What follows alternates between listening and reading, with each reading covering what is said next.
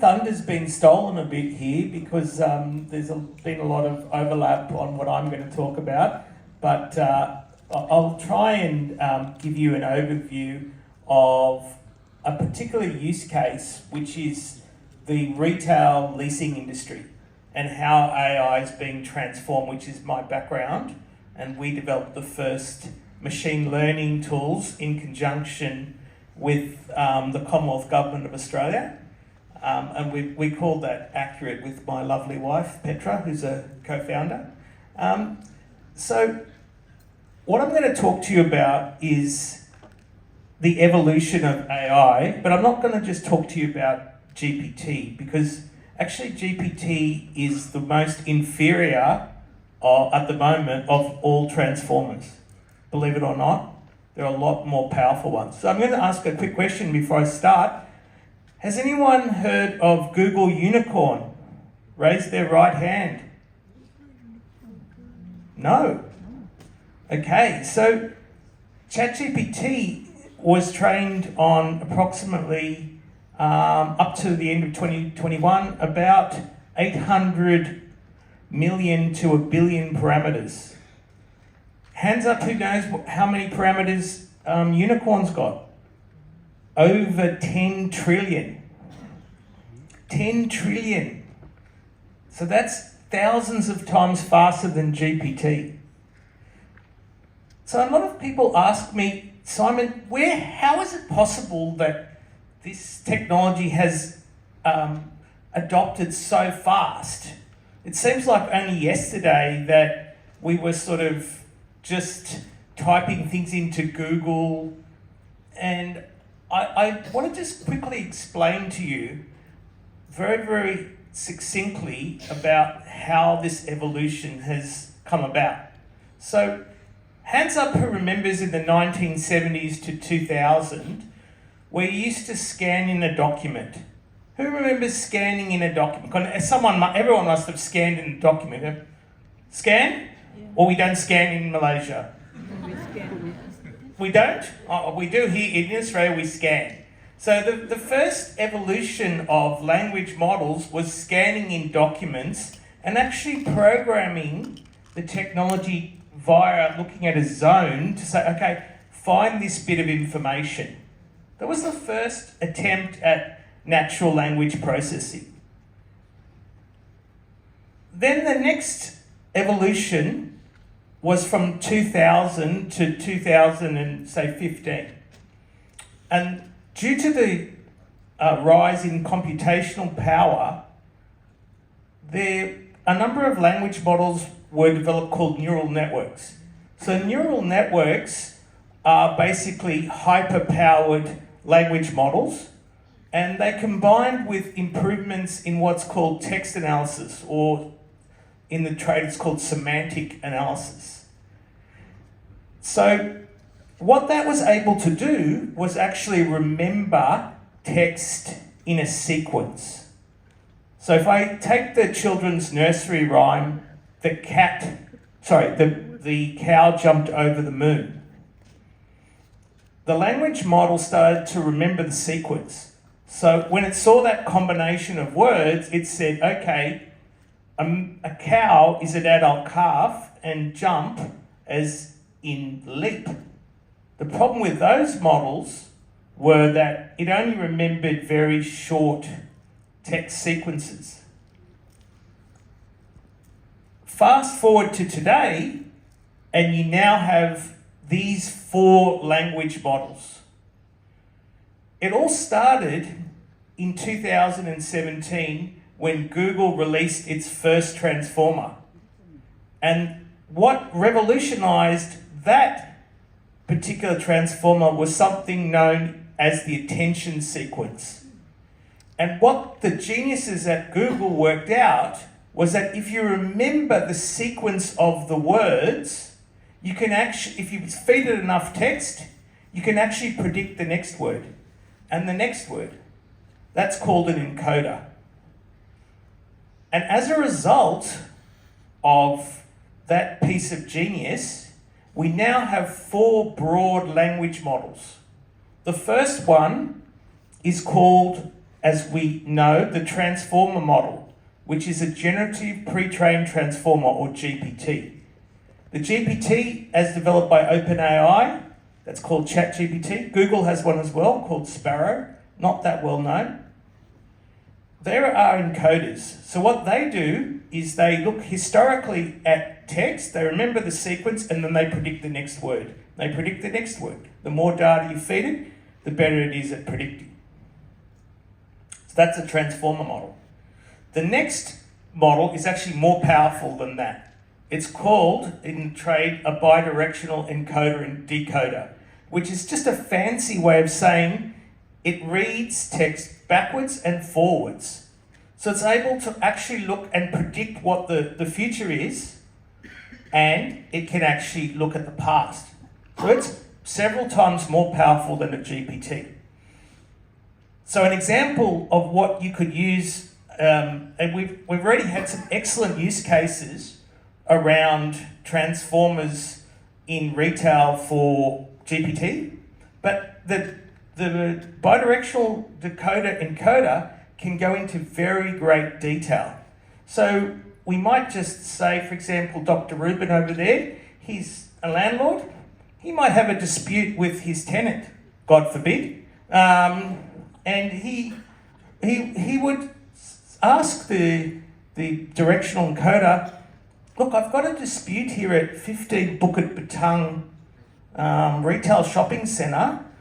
What are my rights to terminate this lease? You know, what security is under the lease? What bank guarantees are in place? And what is the make good obligations? And what's going to happen is that's going to give you very detailed responses to the point where Dr. Rubin, he's a very busy man. He's lecturing at the university, he's playing golf, you know, he's busy. So we're going to actually be able to link that to a voice. So he's going to be in his car, he's going to be on the golf course, and he's going to get responses back instantaneously. That's where we're going. In our software, that product's actually in beta at the moment. The next family is called the dialogue applications. So Google has one called Lambda, and Meta, which is Facebook, has their Llama product. And these products are very scary because they are free-flowing chatbots, but not as we know it. They are so verbose, they can engage in like detailed contextual analysis. They can, you know, it's like going to see a psychologist.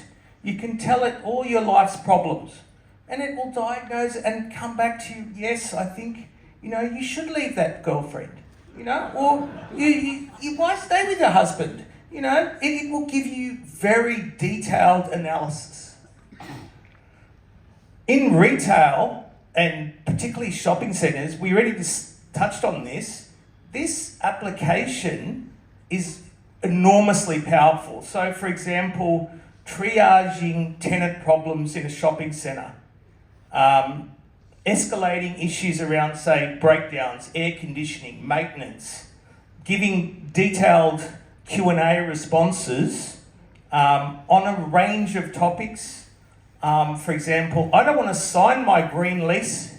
Why should I pay for my green lease? And it'll give you a very detailed response. Like, well, you're doing the right thing for the environment, you know? Just it gives you humanistic responses to the point where it actually can almost negotiate under supervision with another transformer. So that's a very, very powerful model. The last one, the last family, is called the parallel language model, which I mentioned is Google. The first one was Google Palm. The next one is Google Unicorn. Now this is truly scary. So Google Unicorn passed the US bar exam. It passed the Chinese Board of Legal Studies. It passed the Australian bar exam. So you can use it if you, particularly in retail leasing, if you're I was chatting to the head of legal at Uniqlo before. She's got a number of different jurisdictions that she looks after.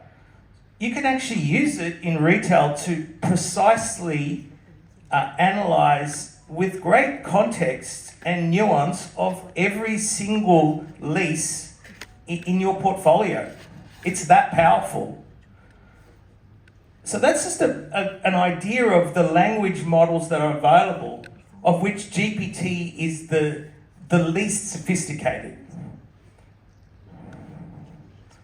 So now I'm going to give you 4 case studies of how you can use this product in your retail business and how in Australia we're using these models.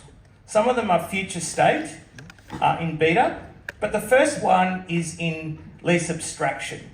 So if anyone's ever read a lease, it's really good bedtime material, right? It's normally 80 pages of legalese, of which 2 pages are relevant and everything else is just puts you to sleep. So what the system can do is it can abstract up to 70 clauses with 90% accuracy in a matter of seconds. It can then locate exactly where in the lease that information was located. It stores that information. And here's the real game changer for our industry. It can cross-check before you send out that invoice to see if the invoice is actually correct. So in Australia, we just rolled it out for a retailer called New Balance. I'm sure you've heard of them. And we found that they actually saved them over $1 million per annum in errors because the contract was not being administered correctly. So that's the real power of having this information. And you can use it continuously as an audit tool. Obviously, the other key parts are you can seamlessly integrate it with other management systems, like if you're using lease accounting like SAP, if you've got facilities management, you've got facilities management systems, and you can manage the parent-child relationship of complex leases like variations, subleases, surrenders, etc. And the last, which if you're a retail landlord, imagine you've got Sunway, they've got lots of leases. They can instantaneously, through Clause Bank, identify every single lease that's got a bank guarantee, that doesn't have a bank guarantee, every director, every guarantor. That information is all stored and cross-indexed. So it's an extremely powerful tool. The next case study I already mentioned with link to voice and these powerful QA models. You can basically interrogate the information and you'll get Q&A style responses from your lease. So, in God forbid there's a retail dispute, 15 Bukit Batam, I want to know what my rights are. On the flip side, with the amount of data that can be captured through these transformers, you can actually use it to research the market. So, for example, I can ingest hundreds of different data sets around, rents, vacancies, surrender information, and I can quickly work out what my market position is in relation to this upcoming potential vacancy. So it has a lot of applications in the commercial real estate industry. The last one, which is probably the most powerful, which is coming, and this was touched on before by the gentleman from the tea company, was the ability to combine models, which are language models and other predictive models, to optimize portfolios. So in retail, as we know, there's quite a lot of complexity. There's in-store information, So in other words, rents, occupancy, foot traffic, etc. And then there's also information around supply chain. So in-store logistics, how is the information getting to the store? Combine it with demographics and psychographics. In other words, who are my competitors? What's my catchment? What's my profile? And combine it again with macroeconomic data. And these models combined will optimize your portfolio. Now, this might sound very far-fetched, right? In other words, this is actually not going to happen for years. Well, guess what? I've got news.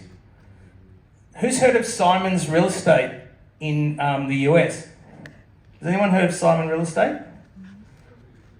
Yeah, so Simon's got their first board director. Sorry, Dr. Rubin, but it's an AI. The AI is now sitting on the board of Simon. They are supporting the investment decisions. So this is not far-fetched. This is here. This is now.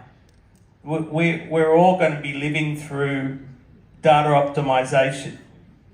So I guess the final part of my speech is, how can you harness these technologies? And a rhetorical question to myself is, if there's all these technologies out there that are open source, what do you need us for? Why can't you just go and ask ChatGPT or whatever, whichever model you choose, and do this yourself? Well, caution, ChatGPT is open source, but it's not secure. In other words, guess what? All your data is going over to the US and coming back. So if you're a government organisation or you're big Aon malls, that might not pass their security test. Data's probably not supposed to be leaving the country and coming back. So some of these models are far from secure. In fact, there's a grave concern about the security of this data because they've been released without fully testing. I mentioned the previous speaker was spot on in terms of ethics. So you have to be really careful about who's using your data and what information is actually leaving the company. So that's the first reason why you need to be careful. The second is, these models, whilst they are powerful, they're sector agnostic. So you need deep domain expertise to be able to train this data. Because of the complexity of building these models, you really need to have expertise that is at the local level and also at the international level. So that's why Accurait and Flint have combined. We built our own proprietary models. We don't rely on GPTs, we have our own, and we have our own deep domain expertise to be able to put these technologies in your hands securely, so that you can maximize your returns and minimize costs. And the last point I really want to make is, these tools are not job replacers. They're productivity enhancement tools. You still need expertise and you still need professionals to work them. They just make your organizations a lot more efficient. And in these tough times, the adoption of these technologies can really add significant value to your organization. Thank you. Thank you very much.